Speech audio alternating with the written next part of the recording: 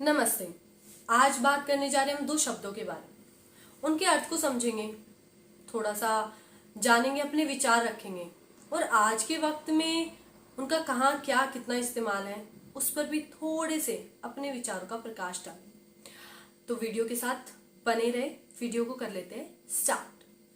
सबसे पहले हम बात करेंगे आतंकवाद के बारे में। सुनते ही खौफ, भय और थोड़ा सा गुस्सा आ ही गया होगा, क्योंकि आतंकवाद जब भी सुनने को मिलता है और जब भी फैला है, लोगों में दहशत, दर्द और खौफ सब एक साथ आया ही। इस शब्द को केवल एक देश ने नहीं, पूरे विश्व ने बहुत लंबे वक्त तक भुगताई और आज वर्तमान समय में भी भुगत रहा है। बहुत परिवारों ने आतंकवाद के चलते अपने परिवार सदस्य बहुत कुछ खोया। दूसरी बात करेंगे हम देशद्रोही, एंटी नेशनल। ये शब्द भी आज के वक्त में काफी प्रचलित है। देशद्रोही का मतलब होता है कि जब कोई अपने देश का नागरिक अपने देश की सुरक्षा किसी भी चीज के साथ बगावत करता है तो उसे देशद्रोही कहा जाता है। और देशद्रोही शब्द काफी बड़ा और गहरा भी है। कोई भी मनुष्य अपने जीवन काल में कभी नहीं चाहेगा कि ऐसे शब्द का उपयोग उस पर या उसके किसी भी चहीते के साथ किया जाए। शब्द है ही बहुत गहरा और मतलब भी उतना ही गहरा है। अब आप सोच रहे होंगे, अंजलि ये तो हमें पता ही है, हमें क्यों बता रही है आतंकवाद और देशद्रोही का मतलब? मुझे पता है आप जानते हो। अर्थ समझाना जरूरी है, क्योंकि जब मैं इस पर अपने विचार रखने जा रही हूँ उससे पहले इसका अर्थ और इसकी गहराई का आप लोगों को भी मालूम होना जरूरी है। ये मैंने इसीलिए बताया क्योंकि ये शब्द गहरे हैं और कोर्ट भी जब इन पर किसी को लगाने के लिए जाता है तो बहुत बड़ी कार्यवाही के बाद ही इन शब्दों का यूज किया जाता है, इस्तेमाल किया जाता है। क्योंकि कोर्ट या न्यायालय भी कभी नहीं चाहेगा कि किसी बेगुनाह या ऐसे इंसान पर ऐसे शब्द लगाए जाए। लेकिन आज का जो वर्तमान समय चल रहा है, सबसे बड़ा जो देशभक्त प्लेटफॉर्म है वो तो हमारा ट्विटर बन गया है।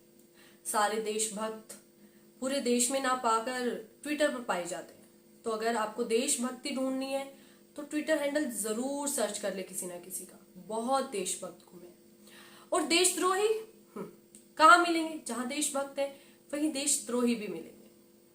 ये इसीलिए कह रही हूं क्योंकि हमारे देश में आज हर दूसरा इंसान आतंकवादी है और देशद्रोही, एंटी नेशनल तो है ही है।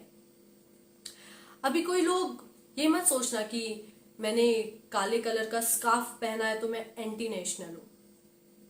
बस अपने कंफर्टेबल के लिए मैंने पहना है। ये सोच है, ये उदाहरण मैंने सोच के लिए दिया है।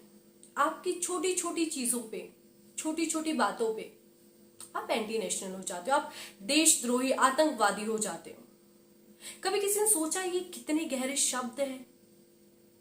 किसी राजनीतिक टकराव या विचारों के कारण किसी को देशद्रोही कहना उचित है?